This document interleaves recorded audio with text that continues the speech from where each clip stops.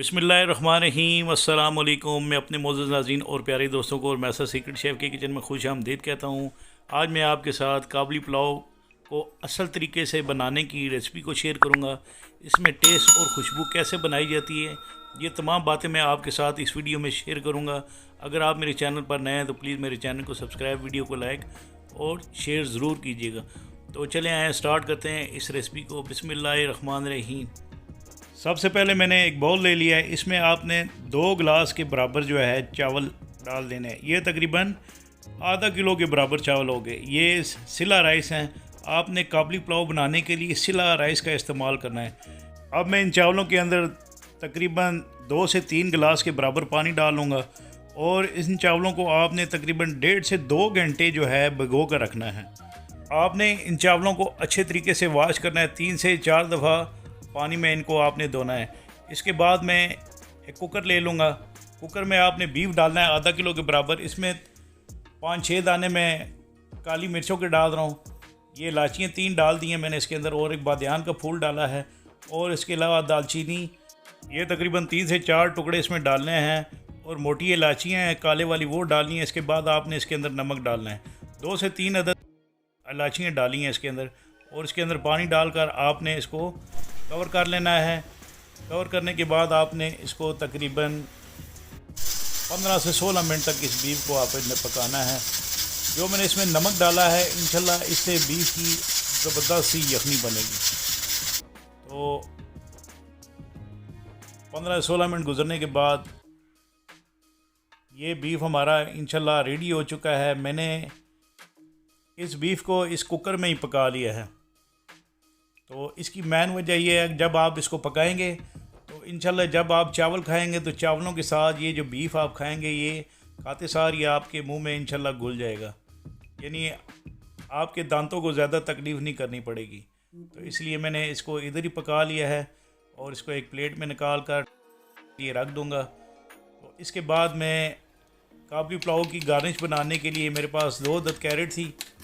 आप इन गाजरों को अच्छे तरीके से साफ़ करके पिलर से पील कर लेना है और इसके बाद आपने इसकी जूलियन कटिंग कर लेनी है। तो मैंने कटिंग की वीडियो भी अपने इस यूट्यूब चैनल में डाली है जो बेसिक कटिंग होती है, वो भी आप जाके देख सकते हैं। तो मैं इंशाल्लाह उसका लिंक डिस्क्रिप्शन बॉक्स में डाल दूँगा, उसको आप काइंडली ज़रूर देखिएगा। तो ये हमारी तमाम कैरेट कट चुकी हैं। इसके बाद ये मेरे पास चीनी है जो तकरीबन आधा कप के बराबर है। किशमिश है ये भी आधा कप के बराबर है और कैरेट है ये तकरीबन 1 कप के बराबर कटी कैरेट है ये गार्निश के लिए। इसके बाद मैंने एक नॉन स्टिक कढ़ाई ले ली है। कढ़ाई में आपने तकरीबन 1/4 कप के बराबर घी डालना है और इसमें आपने आधा कप के बराबर प्याज डालकर इस प्याज को आपने पकाना है। आपने प्याज को ब्राउन नहीं करना, आपने प्याज को सौते करना है। सौते करने के बाद जब प्याज थोड़ा सा नरम हो जाए तो आपने इसके अंदर जो है बाकी चीज़ें डालनी हैं, वो मैं इंशाल्लाह आपको साथ साथ बताता जाऊंगा। तो ये आपने तेज़पत्ता 2 अदद डालने हैं और इसको थोड़ा सा फ्राई करने के बाद आपने इसके अंदर ये टमाटर डाल देने। टमाटरों को मैंने छील लिया था और जो छीलने के बाद ये जो पल्प उसका जो बनाया था ये फ्रीज़र में पड़े हुए थे टमाटर। आप जब टमाटर को फ्रिज में फ्रीज़ करेंगे तो आसानी से इसका छिलका उतर जाएगा। तो वो मैंने चॉप करके इसके अंदर डाले हैं। इसके बाद मैं इसमें नमक डालूँगा। नमक आधा खाने के चम्मच के बराबर है क्योंकि काबली पुलाव है। काबली पुलाव में ज़्यादा मसालों का इस्तेमाल नहीं किया जाता। तो ये बीफ जो मैंने बॉयल करके रखा हुआ था ये आपने इसके अंदर डालना है और इसको आपने तकरीबन 5 से 6 मिनट तक अच्छे तरीके से आपने इसको बनाई करनी है ताकि बीफ के अंदर से जो स्मेल आती है वो ना आए। तो ये ज़ीरा है ये मैं इसमें डाल रहा हूँ जो तकरीबन आधा खाने के चम्मच के बराबर है। आप चाहें तो इसमें टमाटरों की जगह दही का भी इस्तेमाल कर सकते हैं। अगर आप चाहें तो इस काबली पुलाव को स्पाइसी बनाना चाहते हैं तो आप स्पाइस का भी इसमें इस्तेमाल कर सकते हैं। तो इसके बाद ये जो यखनी है मैं इसके अंदर ये 2 गिलास के बराबर 2 से 3 गिलास के बराबर मैं इसके अंदर यखनी डाल दूँगा और इसको आपने जोश आने देना है। जब अच्छे तरीके से जोश आना शुरू हो जाए तो आपने ये चावल जो मैंने तकरीबन 1.5 से 2 घंटे के लिए भिगो कर रखे हुए थे, ये आपने अच्छे तरीके से वॉश करके ये आपने इस पैन में डाल देने हैं।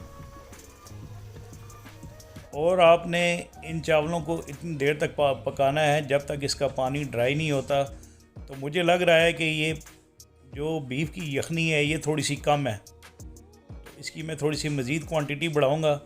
तो ये आधा कप के बराबर मैं इसमें मज़ीद जो है ना मैंने यखनी डाल दी है। और आपने इसी दौरान इसका नमक चेक करना है। यहाँ पे अगर नमक कम है तो उसमें नमक डाल लीजिएगा। तो ये किशमिश आधे मैंने 1/4 कप के बराबर अभी डालूँगा, और जो बाकी रह गया है मैं गार्निश बनाने के दौरान इस्तेमाल करूँगा।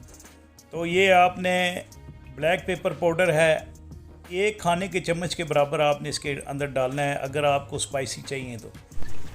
इसके बाद इन चावलों को आपने 25 मिनट तक दम लगाना है जब इसका पानी थोड़ा सा बाकी रह जाए।